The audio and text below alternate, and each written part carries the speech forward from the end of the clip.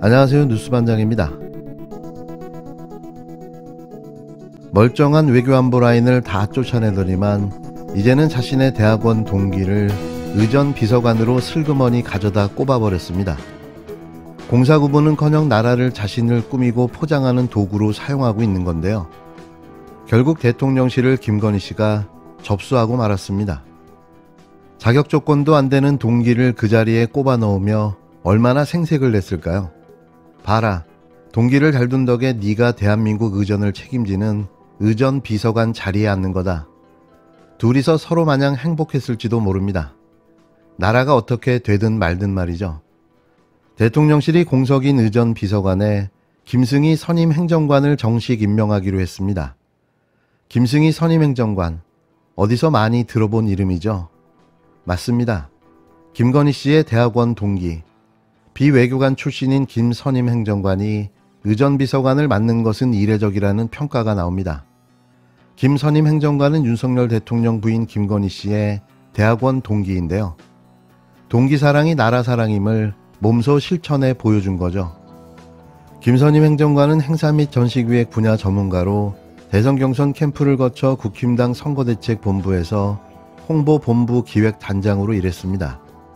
대통령실 의전비서관 선임행정관으로 합류할 당시 김건희 씨와의 인연이 주목받아 김건희 라인으로 분류됐는데요. 김 씨와 김 선임행정관은 고려대 미디어대학원 최고위 과정 30기 동기입니다. 나라가 아수라장인데 여기에 자기 동기 챙기는 인사를 대놓고 벌인 건데요. 이 정권에는 희망이 없습니다. 아무런 기대도 없는 거죠. 제발 더 이상 대한민국을 망가뜨리지는 않기를 바랄 뿐입니다. 대통령실 관계자에 따르면 윤 대통령은 지난달 사퇴한 김일범 전 의전 비서관 후임에 김 선임 행정관을 임명하기로 했는데요. 김 선임 행정관은 김 전 비서관 사퇴 이후 직무대리를 맡아왔습니다. 윤 대통령의 미국 국빈 방문이 임박한 만큼 신속히 의전 비서관 공백을 메우려는 조치로 풀이되는데요. 하지만 의전 비서관으로서의 자격이 있는지는 미지수입니다. 과연 전문성이 있냐는 거죠. 의전 비서관은 대통령의 해외 순방에 동행해 의전과 각종 행사를 챙기며 지근거리에서 보좌하는 핵심 참모로 꼽히는데요.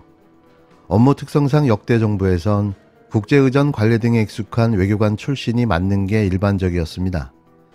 대표적으로는 반기문 전 유엔 사무총장은 김영삼 정부 시절 청와대 의전 수석 비서관을 지냈는데요. 김하중 전 통일부 장관도 김대중 정부 초대 의전 비서관 출신입니다. 대통령실은 이와 함께 이날 부대변인 직함을 맡고 있던 A 행정관의 사표를 수리했는데요. 이 같은 인사를 두고 윤 대통령의 대통령실 인적 개편이 본격화될 거라는 전망도 나오고 있습니다. 이번에도 검사들을 대거 대통령실에 기용하는 건 아닌지 우려와 걱정이 앞서는데요. 개인 친분으로 가득한 대통령실, 아직도 윤 대통령과 김건희 씨의 친분이 있는 사적 채용으로 대통령실 분위기가 가족 같은 듯한데요. 가족 같은 대통령실, 보기 민망한 수준입니다. 대체 왜 대통령이 된 걸까요? 다시 묻고 싶습니다.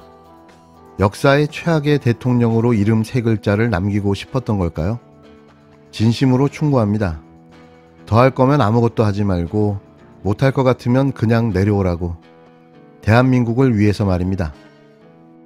민주당 대변인이 오늘 공식적으로 저의 일본 청소 관련 논평에 대해 제가 일본의 독도 영유권 억지 주장이 한일 관계 개선의 징표라고 했다고 왜곡했습니다. 저는 한 번도 일본의 독도 영유권 억지 주장이 한일 관계 개선의 징표라고 한 적이 없습니다. 오히려 독도는 우리 땅이고 심지어 일본의 억지 주장대로라면 대마도도 우리 땅이라고 주장했습니다. 그런데 이를 오도하고 친일 프레임의 저를 봐도 정쟁으로 이끌어가는 더불어민주당의 심심한 유감을 표합니다. 제가 다시 한번 말씀드리겠습니다.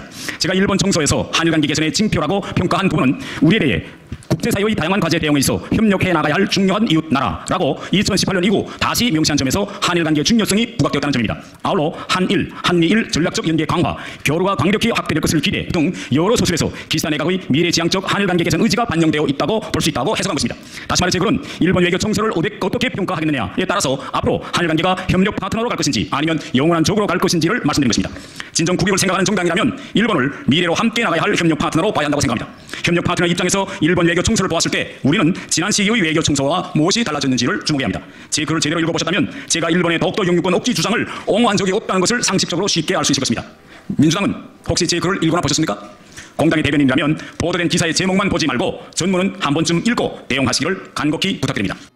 제주 4.3 사건이 김일성 지시라고 해서 무리를 빚었던 국힘당 태용호 최고위원. 이번에는 독도가 일본 땅이라는 억지 주장을 담은 일본 외교 청서를 한일 관계에 대한 일본의 화답 징표라고 평가해서 또다시 비판을 받고 있습니다. 일본의 외교 청서에 대해선 우리 정부가 즉각 항의하고 철회를 요구하기도 했는데요. 여당에서도 우려스럽다는 반응이 나왔습니다. 국힘당 태용호 최고위원은 어제 개인 논평에서 일본의 외교 청서에 대해 윤석열 대통령이 시작한 한일 관계 개선의 흐름을 일본이 적극적으로 이어가겠다는 화답의 증표라고 주장했는데요. 한국에 대해 중요한 이웃나라라는 문구가 추가됐고 한미일 전략적 연계 강화, 교류가 강력히 확대된 것을 기대 등의 서술이 새로 들어갔다는 이유를 들었습니다. 하지만 지난 11일 발표된 일본 외교청서는 독도는 명백히 일본 고유의 영토라고 기술했고 일제하 조선인 강제동원과 관련해서도 기시다 총리가 역대 내각의 인식을 계승한다고 밝힌 부분은 싫지 않았는데요. 우리 정부가 주한일본 대사관 총괄 공사를 불러 항의까지 한 외교청서에 대한 태위원의 평가를 놓고 부적절하다는 지적이 이어졌습니다. 이런 유능한 인재는 북한의 특사로 파견해야 되지 않을까 싶은데요. 뭐 못 돌아오면 어쩔 수 없고 다시 돌아온들 그 또한 어쩔 수 없는 거죠. 민주당은 국적이 일본으로 바뀌었냐며 막말과 망언을 한 태 최고위원을 징계하라고 공격했는데요. 태 최고위원은 민주당에 대해 가짜뉴스를 퍼뜨리고 있다며 자신의 글을 다시 읽어보라고 반박했습니다. 다시 읽어봐도 이해가 안 되기는 마찬가지인데요. 혹시 북한에서 배운 한글과 대한민국에서 사용하는 한글이 다른 건 아닌지, 그래서 의사소통에 문제가 있는 건 아닌지 걱정됩니다. 매일같이 자신들의 지지율을 셀프로 깎아먹고 있는 어이없는 행태를 반복하고 있는 국힘당. 물론 내년 총선을 앞두고 벌이는 이들의 코미디쇼는 야당과 진보 진영에 큰 힘이 되고 있는데요. 매일매일 벌어지는 자살골 퍼레이드에 박수가 절로 터져 나옵니다. 국민의힘 지도부가 대통령실 정부와 중소기업 청년 노동자 등이 참여하는 정책간담회를 열고 장시간 노동에 대한 감독을 강화하고 임금 체불 근절 대책을 조만간 발표하겠다고 밝혔습니다. 어제 서울 구로구의 한 카페에서 열린 간담회에서는 김기현 대표가 참석해 앞으로 더 많은 청년 이야기를 정책으로 녹여내겠다며 취업 문제 등에 대한 해결을 고민하고 있다고 말했습니다. 계약이 되면은 3개월 이내에 집중적으로 생산해서 납품을 해야 되거든요. 저희 같은 경우는 뭐 69시간까지 늘어난다고 하면은 그렇게 뭐 부정적이진 않은데 문제. 국힘당 최고위원들이 참석한 근로시간 개편과 관련한 간담회에서 중소기업 청년 노동자 대표로 사장아들이 참석한 사실이 뒤늦게 확인돼 논란이 일었는데요. 당정대가 중소기업 현장 청년 노동자들의 이야기를 듣는 간담회에서 청년 노동자 대표로 중소기업 대표 아들을 부른 겁니다. 그는 간담회에서 청년 노동자 대표 자격으로 현장에서는 주 69시간 근무를 나쁘게 보지 않는다고 발언했는데요.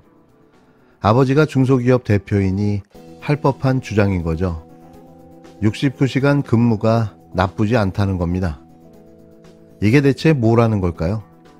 이런 걸 일명 짜고 치는 고스톱이라고 하는 건데요. 뭐래도 어설프고 어이가 없고 황당한 일만 벌이는 윤석열 정부. 독재검찰 공화국다운 공작만 벌이고 있습니다. 차라리 걸리지나 말지 하는 애잔함마저 느껴집니다.